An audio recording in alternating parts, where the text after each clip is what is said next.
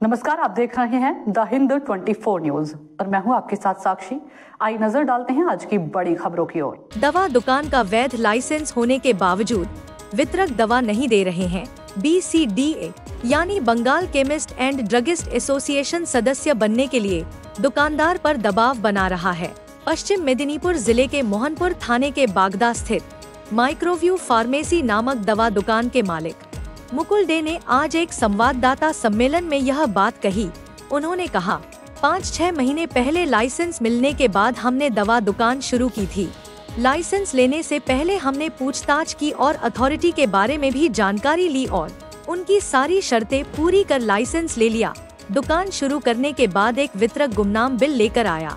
तब हमने कहा कि चूंकि लाइसेंस दुकान के नाम पर है, इसलिए बिल भी दुकान के नाम पर ही होगा। फिर उन्होंने कहा कि हमें BCDA Bengal chemist and druggist association के नियमों के अनुसार काम करना होगा और चूंकि आप BCDA के सदस्य नहीं हैं, इसलिए आपको दुकान के नाम पर सामान नहीं दिया जा सकता है। उन्होंने मुझ पर इस तरह से दबाव बनाया, लेकिन मुझे BCDA के बारे में कोई जानकारी नहीं थी। मैं राज्य सरकार के नियमों का पालन करते हुए दुकान चलाता हूँ, इसलिए मैंने इसे लेने से इनकार कर दिया। साथ ही इस घटना में एक स्थानीय व्यक्ति शामिल है और वह भी मुझे विभिन्न तरीकों से सामान देने से रोकने की कोशिश कर रहा है। यही मेरी मांग है, जिसके कारण वे मुझ पर BCDA का सदस्य बनने के लिए दबाव बना रहे हैं। इसके अलावा वे वितरकों के माध्यम से मुझ पर दबाव बना रहे हैं। यहाँ मैं कहना चाहता हूँ कि सदस्यता लेने की एक प्रक्रिया होती है, वे उस प्रक्रिया का पालन न करके मुझे जबरन परेशान कर रहे हैं। इसलिए मुझे लगता है कि हमें इस धमकी के आगे झुकना ठीक नहीं है।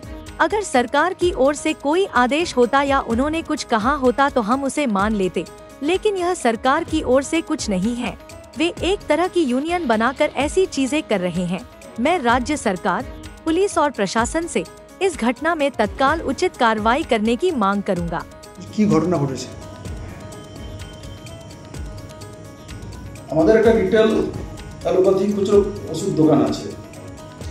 তো এই ওষুধ দোকানটা বেশি দিন হয়নি, ধরুন ওই 7-8 মাস হবে। গত সেপ্টেম্বর 2024 সেপ্টেম্বর থেকে আমরা লাইসেন্স পেয়ে শুরু করেছি। তো আমরা যখন দোকান করতে যাই তখন খোঁজ খবর করেছি যে অ্যাকচুয়ালি মানে অথেন্টিকেটেড অথরিটি কে বা কোথায় কীভাবে অ্যাপ্লাই করলে লাইসেন্স পাওয়া যায়। তো সেইভাবে আমরা খোঁজ করে দেখেছি যেটা ওয়েস্ট বেঙ্গল গভর্নমেন্টের ড্রাগ কন্ট্রোল ডিপার্টমেন্ট থেকে লাইসেন্সটা ইস্যু করা হয় এবং আমরা সেইভাবে তাদের যা শর্ত সেই শর্ত পূরণ করে বিধিবদ্ধ যা আছে সেটা আমরা লাইসেন্স পেয়ে দোকান শুরু করেছি। দোকান শুরু করার পরে আমাদের কাছে এর একজন ডিস্ট্রিবিউটার যারা খুচরো দোকানকে ওষুধ সরবরাহ করেন, তো তারা একটা বেনামে বিল নিয়ে আসেন। তো সেটা আমরা বলি যে আমাদের তো লাইসেন্স আছে, দোকানের নামেই বিল হবে, মানে লাইসেন্সের যা শর্ত বিনা বিলে কোনো ওষুধ দোকানের ভিতরে ঢুকবে না বা বেরোবে না। তো সেই হিসাবে আমরা যখন বলি যে এইভাবে তো মাল নেওয়া যাবে না, আমরা ফেরতও দিলাম। তো এই ফেরত নেওয়ার মাঝখানে যে মানে জিনিসটা বেরিয়ে এলো, তো তারা বললেন যে আমরা BCDA এর মেম্বার হইনি, সেই জন্য ওষুধ দোকানের নামে বিল করা যাবে না। কারা বললেন? ডিস্ট্রিবিউটার, যে ডিস্ট্রিবিউটার এই বেনামে বিলটা এনেছিল। তো তখন আমি বলি না, এটা তো এরকম নিয়ম নয়, লাইসেন্সে পরিষ্কার লেখা আছে যে দোকানের নামেই বিল হবে। তো এখানে BCDA কোত্থেকে এলো? তা আমার তো BCDA সম্পর্কে কোনো জানা নেই, এবারে জানতে হবে। কারণ আমরা যেটুকু জানি যে লাইসেন্স যারা দিয়েছেন পশ্চিমবঙ্গ সরকারের ড্রাগ কন্ট্রোল অফিস থেকে, তাদের যা শর্ত আছে, তাদের যা নিয়মকানুন আছে, আমাদেরকে সেগুলাই মেনে চলতে হবে। তো তার মাঝখান থেকে বাইরের থেকে অন্য কেউ আমাদেরকে এইভাবে চাপ সৃষ্টি করবে, সেটা তো আমরা মেনে নেব না। বা তাদের কি ব্যাপার, সদস্য হতে গেলে কি শর্ত আছে, ওদের কি সুযোগ সুবিধা, আমরা হলে আমাদের লাভ কি, সেটা তো তাহলে তাদের যারা এখানে প্রতিনিধি আছেন BCDA তাদের এসে আমাদের সঙ্গে যোগাযোগ করা দরকার ছিল। কারা চাপ সৃষ্টি করছে? এখন মনে করুন BCDA এর নাম করছে, এবারে BCDA এর পোর্টফোলিও কারা আছেন সেটা তো মনে করুন আমরা এই মুহূর্তে তেমন কোনো খোঁজ খবর পাইনি। তবে স্থানীয়ভাবে একজনের নাম অনেক ডিস্ট্রিবিউটার বলছেন যে উনি নাকি পরোক্ষে সবাইকে থ্রেট দিচ্ছেন যে এইভাবে মাল দেওয়া যাবে না, আমরা ওকে বয়কট করেছি। স্থানীয় মানে কোথাকার? এই মোহনপুরে। মোহনপুরেই একটা ওষুধ দোকান আছে, তাদের হোলসেলও আছে। তো সেই দোকানের উনি, আমরা যতদূর জানি কর্মচারী বলে, এবারে তিনি নাকি এখানে বিসিডিএ-কে, যাই হোক, এইবারে এই জিনিসগুলো আমি খোঁজ খবর যখন ওরা এতটা চাপাচাপি করলো, আমারও তখন আগ্রহ জাগলো যে এই বিসিডিএ-কে আপনি যেটা জিজ্ঞেস করছিলেন, আমারও তো এটা জানার মধ্যে ছিল না। আমি তখন চেষ্টা করলাম যে ওই বিসিডিএ সম্পর্কে একটু খোঁজ খবর করা। ওই খোঁজ খবর করে দেখেছি, তো আমাদের যা আমরা জানি যে ওষুধ কোম্পানি ওষুধ প্রস্তুত করেন, তৈরি করেন। এবারে তৈরি করার পরে তারা তো মার্কেটিং করেন না, মার্কেটিংয়ের একটা আলাদা ডিভিশন আছে।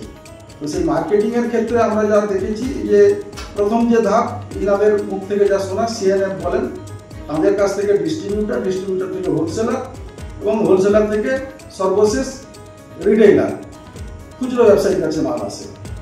তো আমি খোঁজ করে দেখলাম যে এর অন্য কোনো সংগঠন, খুচরো ব্যবসায়ীদের অন্য কোনো সংগঠন নেই, কেবলমাত্র একটি সংগঠন আছে, এবং এই একটি সংগঠনের ছাতার তলায় সবকটি ব্যবসায়ী আছে, মানে সেই সিএনএফ থেকে ডিস্ট্রিবিউটার, হোলসেলার, রিটেলার সবাই।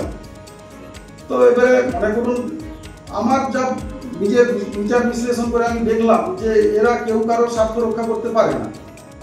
ফলে আমার যদিও আগ্রহ হতো, আমার আগ্রহ আর জাগলো না। বা তাদের তরফ থেকে যদি আমার সাথে কেউ এসে একটা আলাপ আলোচনার মধ্য দিয়ে বলতেন যে না আপনি আমাদের মেম্বার হন, কিন্তু সেভাবে কেউ আলাপ আলোচনায় আসেননি।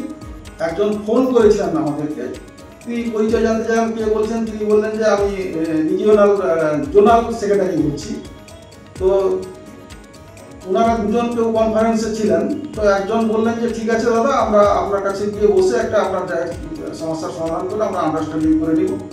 পরবর্তীকালে 5-6 মিনিট পরে আবার একটা কল আসে, সেই জোনাল সেক্রেটারি, তিনি বলেন যে আপনি ব্যবসা করছেন, এসব ইগোটিগো করে লাভ নেই, আপনি এক কাজ করুন, কাগজপত্র আর টাকা যদি ওখানে জমা না দিবেন তাহলে আমাদের কাছে পাঠিয়ে দিন। তাহলে এটা কি ধরনের কথা হলো? আপনারা তো বললেন একটু আগে যে আপনারা আসবেন, আমার কিছু যে কোয়ারি আছে, যেটা জানার আছে, আপনারা বসে একটা আলাপ আলোচনার মধ্যে দিয়ে একটা সমস্যার সমাধান করবেন। তাহলে তো সেই একই জিনিস থেকে গেলে আমাকে হুমকি দেওয়া হলো, চাপ দেওয়া হলো। কি দাবি করবেন? আমি আজকে এখন মনে করুন, এটা তো প্রথমের দিকটা ছিল ব্যবসায়িক স্বার্থ, ব্যবসায়িক বিষয়, কিন্তু আমি এর গভীরে যখন তলিয়ে দেখলাম, মানে আমার যা অনুধাবন আমি যেটা করলাম, যে মনে করুন যদি এই একই ছাতার তলায় সবাই থাকে, তাহলে মনে করুন একজন যোদ্ধা আর একজন খেত মজুর, দুজনের স্বার্থ তো এক হতে পারে না। একজন সিএনএফ, একজন ডিস্ট্রিবিউটার, আর একজন খুচরো ব্যবসায়ী, দুজনের স্বার্থ আলাদা, দুজনের ব্যবসায়িক পরিবেশ সবটাই আলাদা। তাহলে কেউ কারোর সম্পর্ক মানে স্বার্থ রক্ষা করতে পারে না। তো এই সংগঠনে তাহলে আমাদেরকে কেন এত চাপ দিয়ে বাধ্য করানো হচ্ছে, ভয় দেখিয়ে, ডিস্ট্রিবিউটারকে মাল বন্ধ করিয়ে, বিভিন্ন দিক থেকে করে। তা আমি দেখলাম আজকে মনে করুন এই সময়কালে আমরা এই নিয়ে প্রচুর আপনার মিডিয়ারা এই খবর করেছেন যে জাল ওষুধ এবং জাল ওষুধের উপরে রোগী মৃত্যু, এবং চিকিৎসকদের উপরেও হামলা হচ্ছে। চিকিৎসকরা বলছেন যে আমরা কি করে বুঝবো বাজারে জাল ওষুধ আছে, আমরা তো প্রেসক্রিপশন করছি আমাদের। देखते रहिए द हिंद 24 न्यूज।